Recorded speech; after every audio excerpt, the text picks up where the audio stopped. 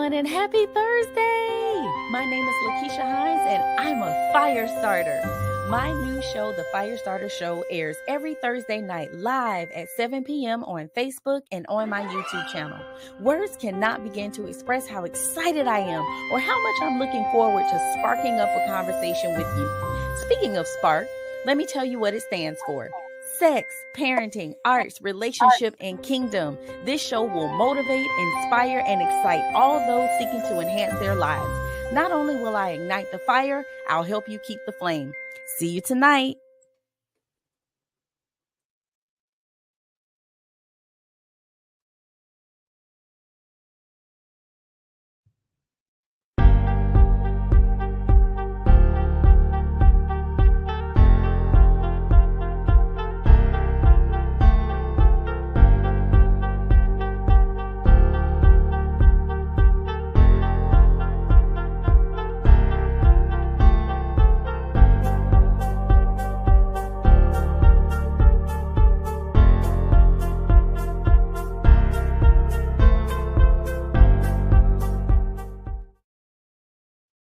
Hello, hello, hello. Welcome, everyone. My name is Keesha Hines, and you're watching the Fire Starter Show.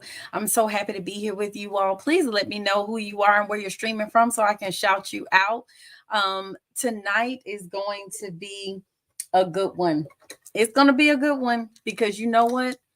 One of the things that we all struggle with is change. And the one thing that is constant, the one thing that is consistent is change. And so tonight we'll be talking about how to navigate through some of those changes together as couples because, you know, it's not always an easy thing to do. So we'll talk about how to navigate and work through those changes that come in life. Okay. So if you have questions, please feel free to drop them in the chat. I will answer your questions. You know, I love when we're interactive and when I can respond to your questions and comments. So please, please, please feel free to do so. Feel free to drop your comments and your questions in the chat. And like I said, I will be happy to answer them for you. All right. So let's dive right in. How do you feel about change? Do you have a tendency to embrace new challenges and experience with confidence and enthusiasm? Or are you one who just really likes routine? Do you feel most comfortable with the familiar and kind of knowing what to expect, knowing what comes next? I think this all starts with knowing your personality, knowing what type of person you are, if you actually embrace that change, or if you run away and shy away from change.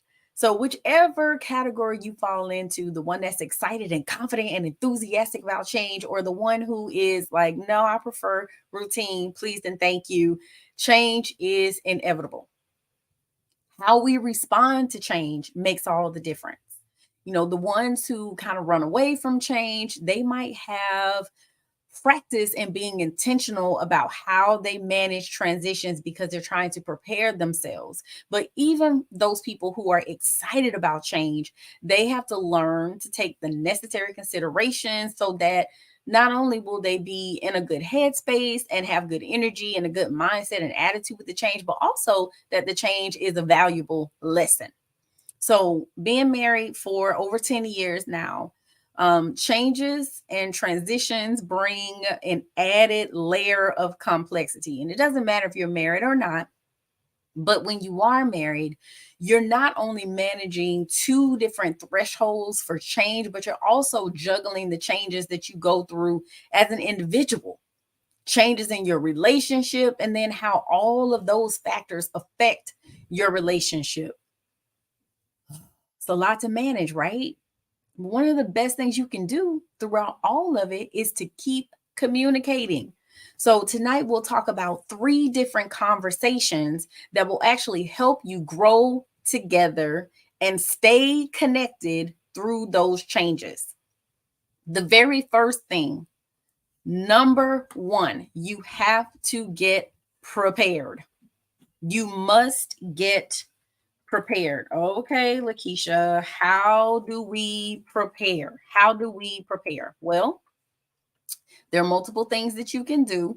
And I'm just scratching the surface tonight because here's the thing, everybody has to manage their situations a little bit differently, right? Because all of us have different struggles, and so depending on what you're going through, that will determine how you need to go about handling. So I'm giving you an overview, okay? If you want more details, book a session. All right. So this is the one thing we do know. We can't always prepare for changes and transitions. And a lot of times the biggest transitions and changes are the ones that are unexpected, which makes it really difficult to plan and prepare. But if you know what's coming, then you can take an opportunity to get on the same page ahead of time. So some of the questions you might ask yourself is, what are your emotions leading up to the transition? What are you worried about? What are you nervous about? Or what are you anxious about? And then on the positive side, what are you excited about? What opportunities will actually come with the change? And then if you're in a relationship with someone, we're specifically talking about a marital relationship, or romantic relationship, or whatever. What expectations do you have for each other? And it's good to have expectations, but are these expectations realistic? So what expectations do you have, and are they realistic expectations? And what new ways do you think you'll need your partner's support? This is the big one, because a lot of times I think we assume that the other person just automatically knows what we expect from them, what we need from them, what we want from them. We may automatically assume that support to us looks the same way for them, and that's not the case. And so the way that I want to be supported may not necessarily be the way that my husband wants to be supported. So he needs to know my definition of support, and I need to know his as well. What do you each envision as the ideal end state? What's the end result out of all of this? All right. So we're checking our emotions, we're checking our expectations, we're checking our support, what that looks like, and we're also checking the end state and what we think this should all look like. So this is how you get prepared. Okay. This is how you get prepared. And then, if you have any challenges with getting prepared, you have apprehensions or whatever, this is one of those things where you reach out for support. You reach out for support. I want to shout out my baby daddy, my boo thing, my boyfriend, my husband. Hello, DeAndre, and hey, Auntie Hattie. I want to say thank you so much for watching and supporting. I appreciate that. And I know there are others that are watching. You just haven't told me who you are. So I will just say thank you anonymously for watching this evening. All right. So the next thing you want to do after getting prepared, you want to check in. You want to check in. There are a lot of changes that are fluid, right? With no concrete start or end point. So you want to be checking in with each other consistently. And the reason why you want to do that is because it's a chance to acknowledge feelings, to make any adjustments, like I like to say, course correct, and also recalibrate yourselves. And you're doing it as a team.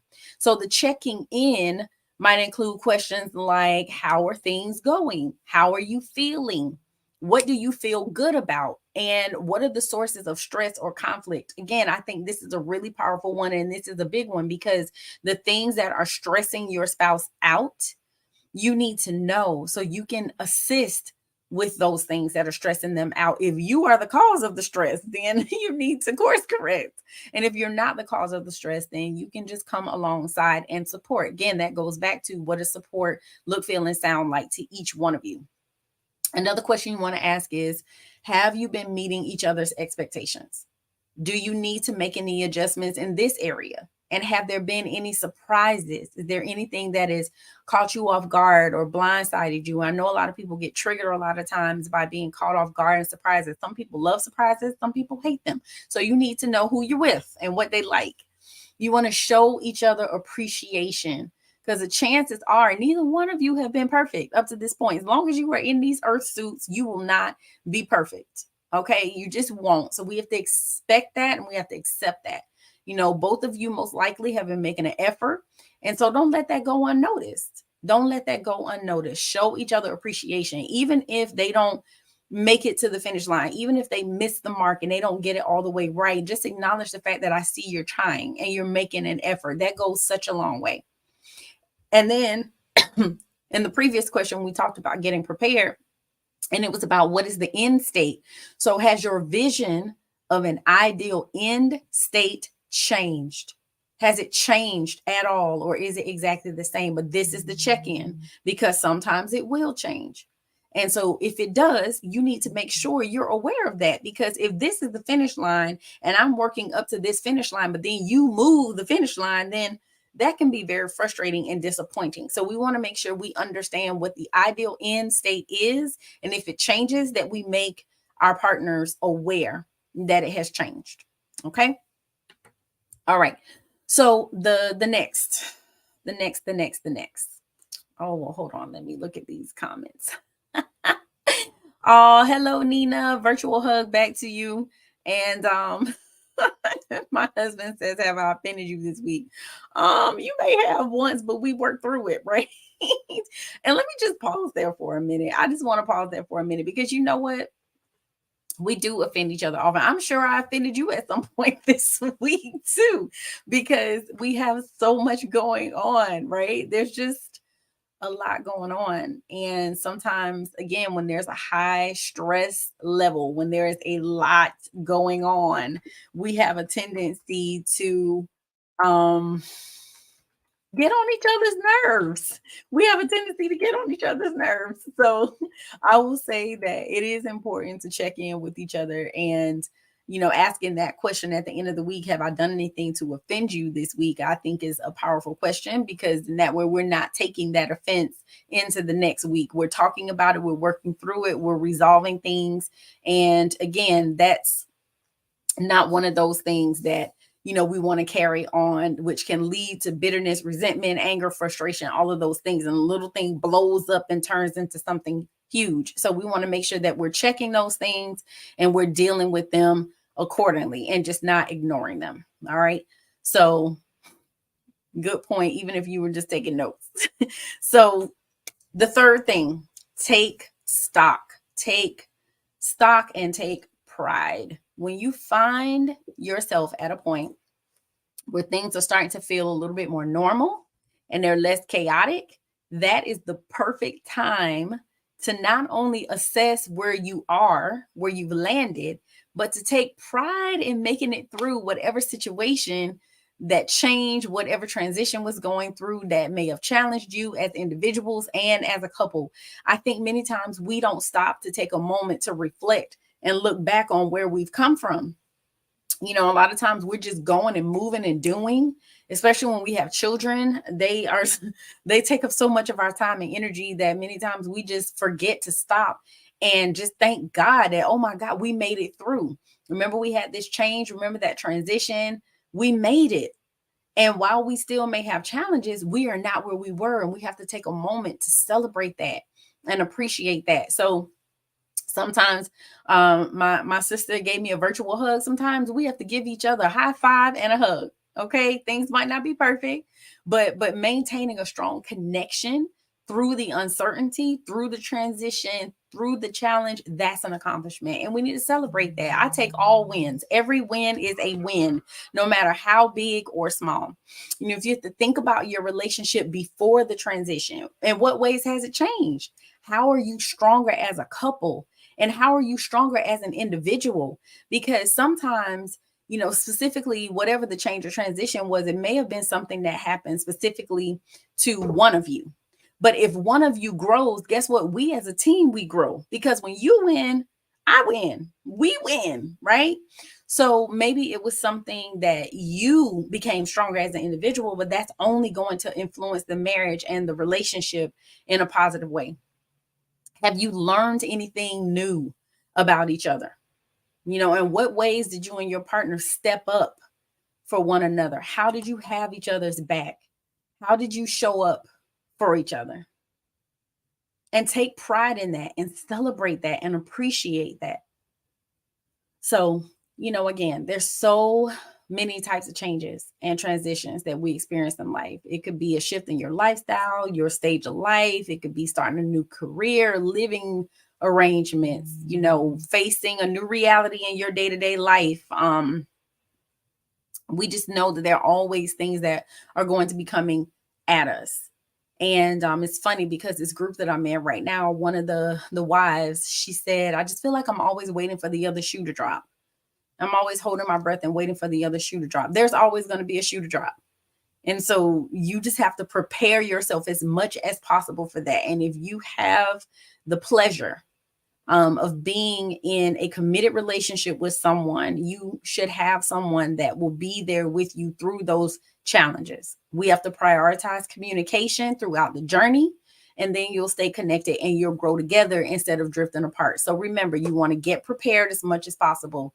Check your emotions, your expectations, talk about the level of support you need and how you envision the end, right? The end state.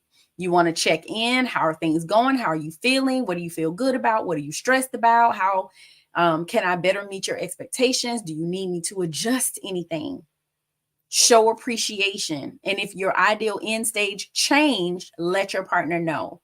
Take pride in the accomplishments and in the successes, and make sure that you're continuing to show up for each other as the best version of yourselves.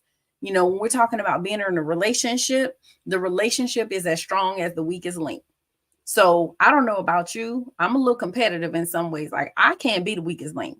So I'm working to be the best version of me so that I'm not the weakest link, so that I'm not holding us back, that whatever I'm doing, I'm propelling us forward. So I hope that you all got something out of this tonight. I hope that you are encouraged and empowered and strengthened to be able to continue to grow together through the change. Because as I said, the one thing that is constant is change. So please make sure that you are growing together through the changes versus drifting apart. I want to invite you all to attend a very special date night, a very special event that is coming up on October 7th. It is the Phoenix Awards Gala. And this is for all couples who believe in the power of love and the resilience of marriage. It will be Saturday, October 7th in Alpharetta, Georgia. You will not want to miss this dinner, dance, and live music.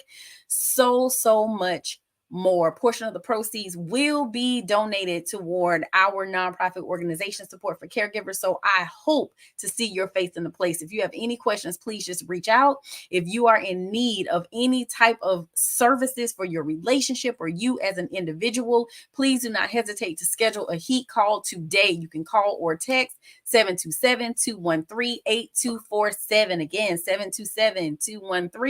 727-213-8247. Please be sure to like, share, and subscribe the Firestarter Coaching Services channel. I want to thank you all for being here, and I hope you have a wonderful evening. I will see you here same time, same place next week. You guys enjoy it. Take care. Be blessed. Have a good night.